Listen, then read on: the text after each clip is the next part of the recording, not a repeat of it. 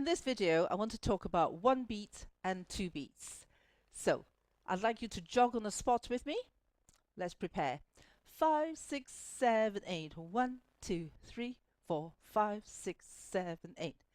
As you can see, there's 1 beat for every step. Now, I'm going to add 2 beats for every step.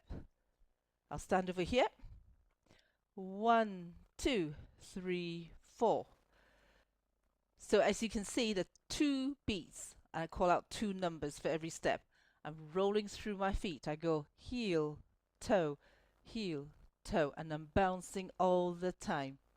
Let's try it. I'll stand back over here, counting 5 to 8 to get you ready. 5, 6, 7, 8. 1, 2, 3, 4, 5, 6, 7, 8. 1, 2, 3, 4, 5, 6, 7, 8. 1, 2, 3, 4, 5, 6, 7, 8.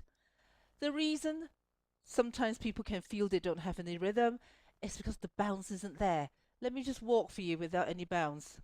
Immediately, I just look really stiff.